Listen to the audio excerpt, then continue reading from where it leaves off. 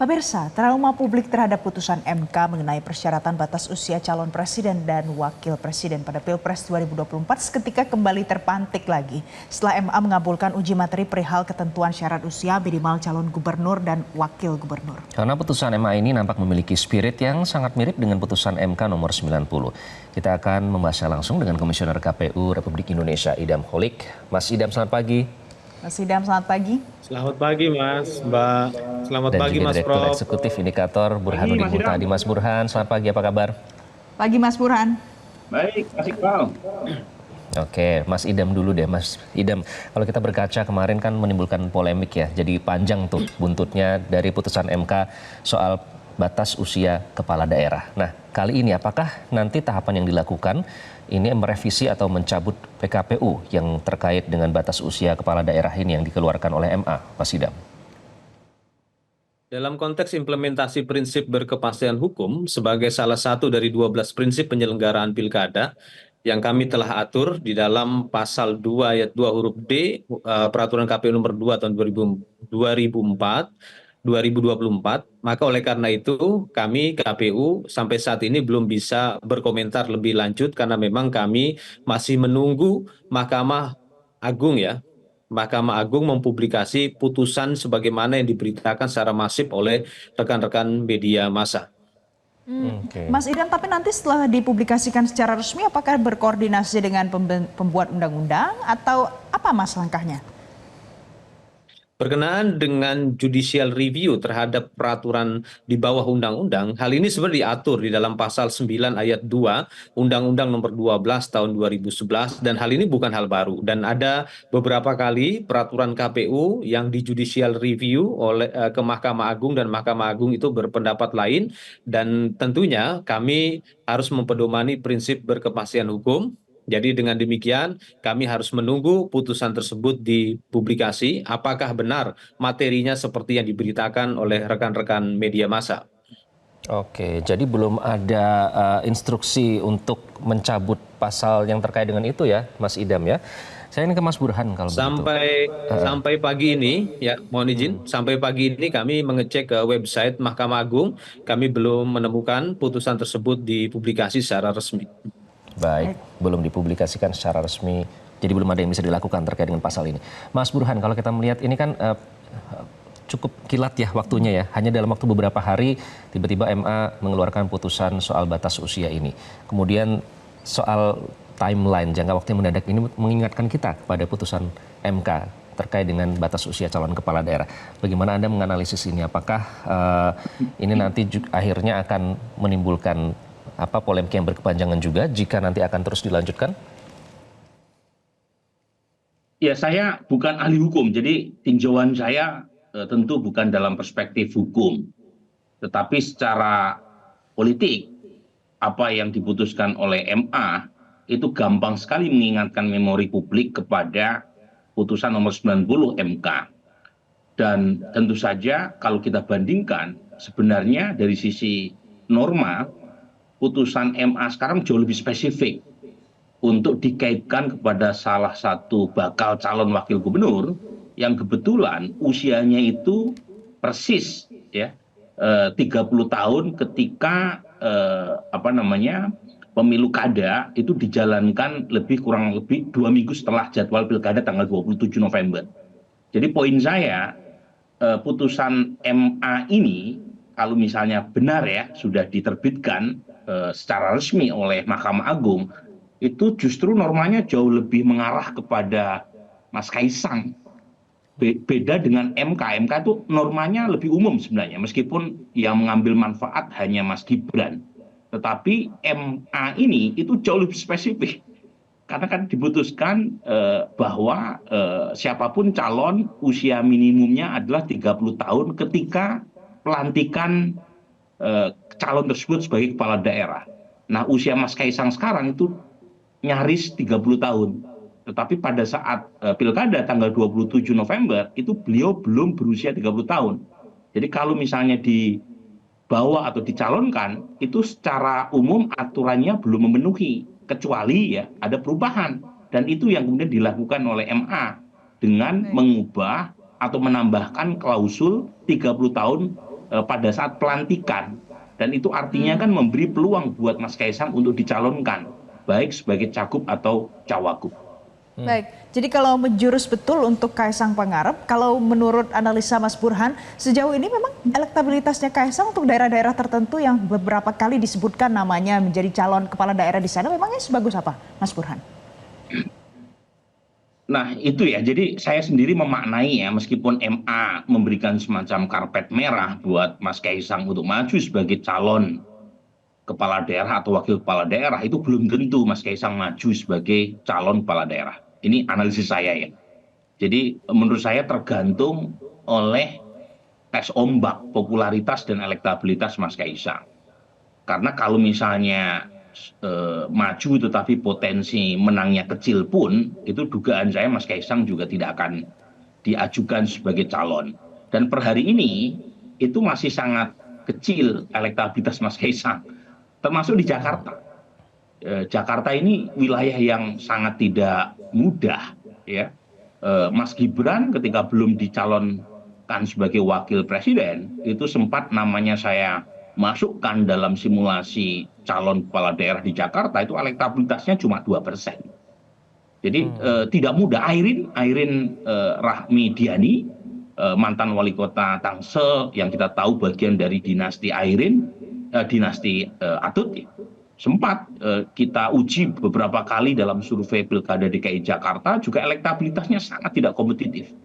Jadi Jakarta ini jangan main-main. Jangan main-main dengan warga Jakarta. Jadi bisa jadi kalaupun toh diajukan, itu potensi kalahnya besar.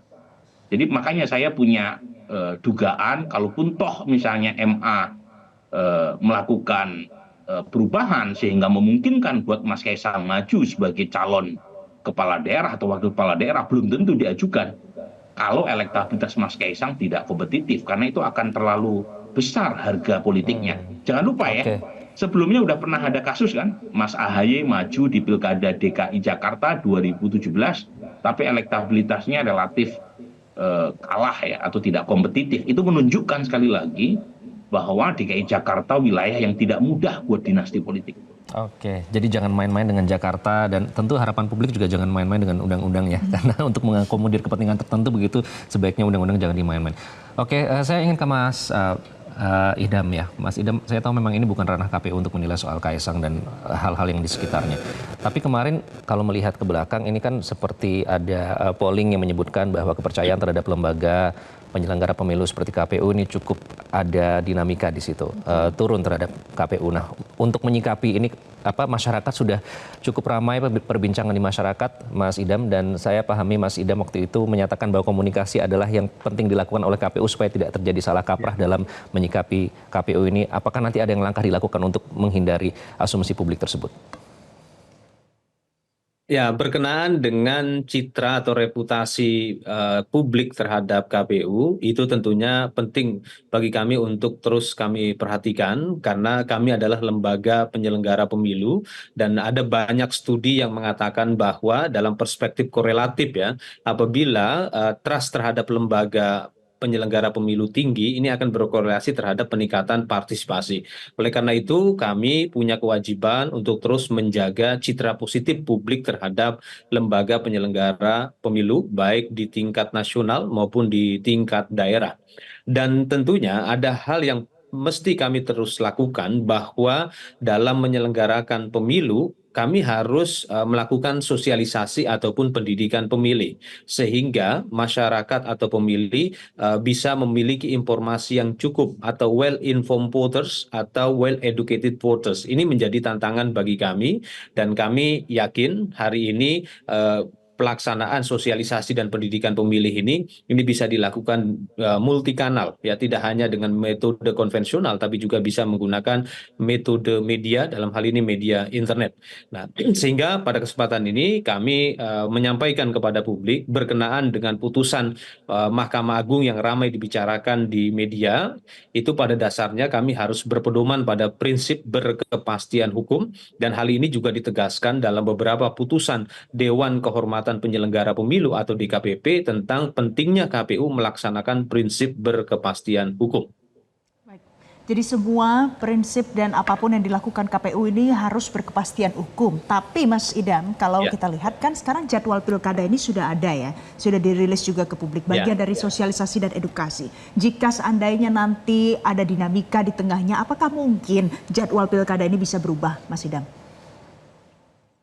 KPU telah mengagendakan rencana jadwal pendaftaran bakal pasangan calon kepala daerah dan wakil kepala daerah sebagaimana terlampir dalam lampiran 1 Peraturan KPU nomor 2 tahun 2024 itu pada tanggal 27 sampai dengan 29 Agustus 2024. Dan saat ini tanggal 31 Mei, artinya kami memiliki waktu yang sangat cukup untuk melakukan sosialisasi berkenaan dengan pelaksanaan tahapan pendaftaran bakal pasangan calon kepala daerah dan wakil kepala daerah. Baik, terima kasih Mas Idam Holik. Namun nanti kita akan masih berlanjut usai jeda nanti bersama dengan Mas Burhanuddin Muhtadi. Pemirsa, tetaplah bersama kami. Perbincangannya akan kami lanjutkan usai jeda. Tetaplah di Selamat Pagi Indonesia. Anda kembali di Selamat Pagi Indonesia. Kita masih melanjutkan pembahasan kali ini bersama Mas Burhanuddin Muhtadi. Mas Burhan, soal batas usia ini, kalau kemarin kita flashback kan putusan MK itu menimbulkan reaksi yang cukup besar, bergaung bahkan sampai sekarang. Tidak hanya oleh masyarakat tapi juga para pakar sampai dengan akademisi semua istilahnya turun ke jalan begitu. Nah kali ini terkait dengan kepercayaan terhadap lembaga. Kalau MK katanya waktu itu dibilang mahkamah keluarga karena ada distrust dari masyarakat. Kalau MA sendiri nanti ini akan seperti apa, Mas Burhan?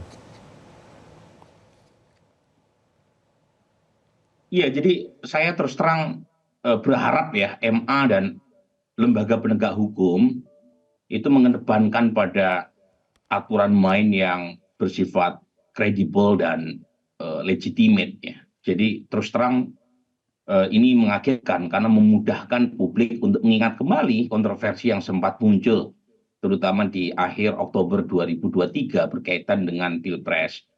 Jadi ibarat kata masyarakat belum lupa tetapi diingatkan kembali dengan kontroversi yang mirip ya, apalagi melibatkan aktor politik yang kurang lebih sama. Dan jangan lupa, secara politik itu berbeda antara Pilpres dengan Pilkada, terutama di Jakarta.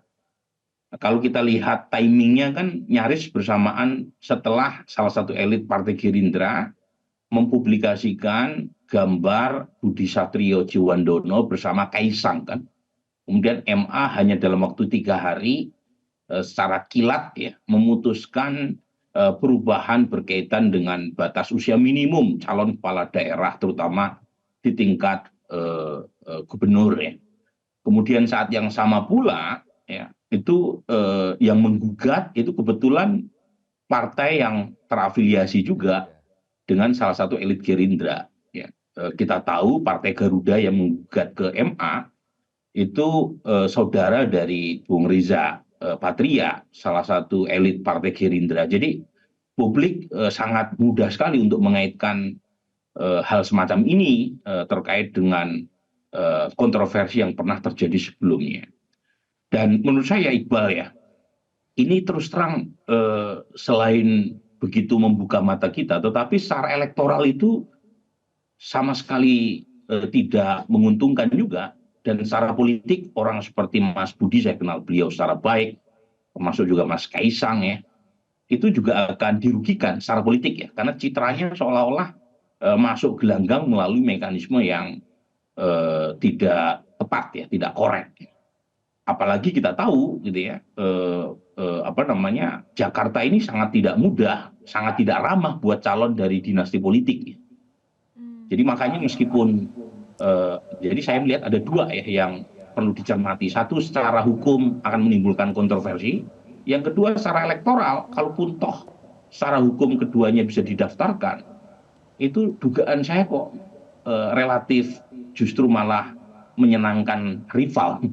Jadi misalnya statement PKS nih, Bung Mardhani Alisera, itu kan mengatakan tadi Anda katakan, baik. Mas Burhan, tadi Anda katakan kalau di Jakarta elektoralnya Kaisang Pangarep ini relatif rendah. Kalau dari analisa Anda, apakah ada daerah lain yang lebih baik atau lebih besar potensinya untuk Kaisang maju di sana?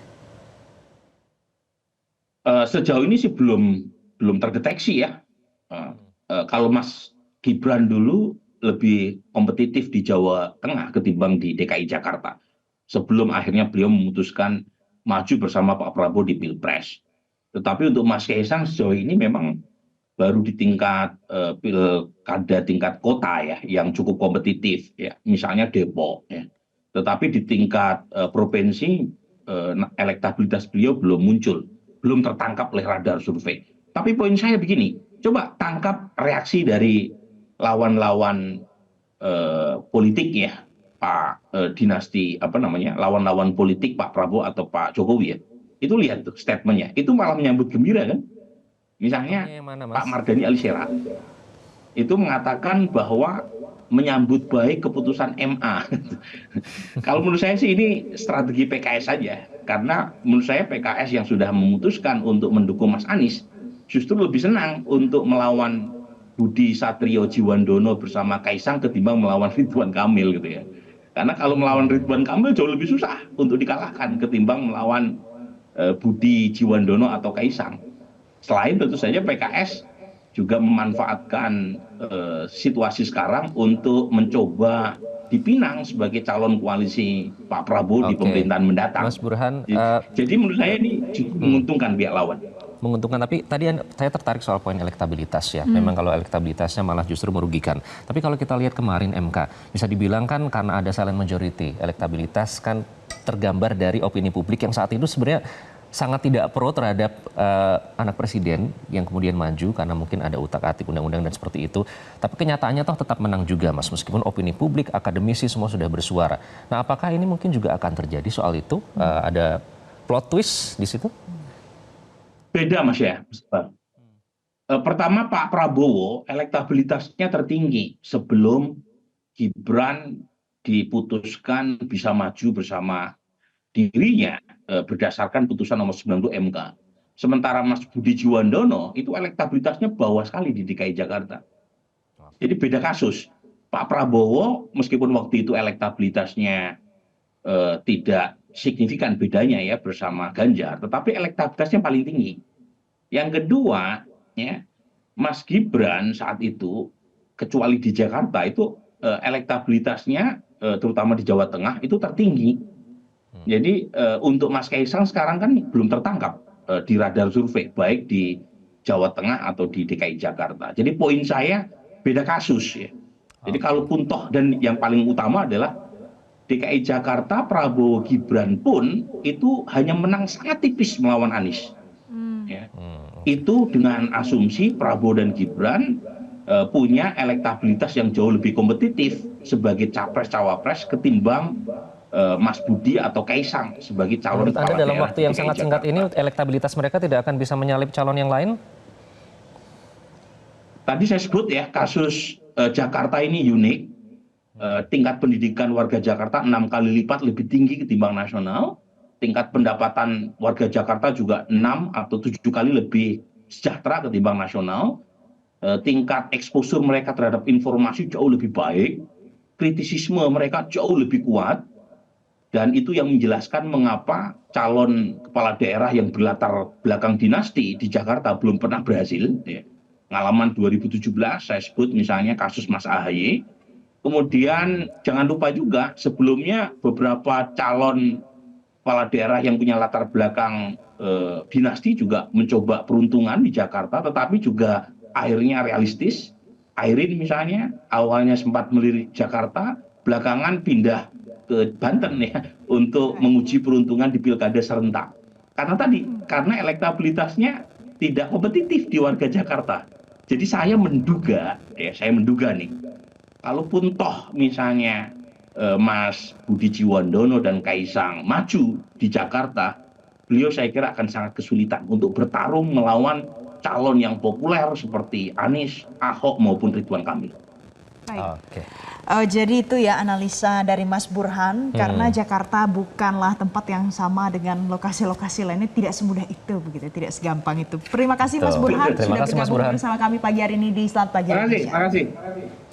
Jelajahi cara baru mendapatkan informasi. Download Metro TV Extend sekarang.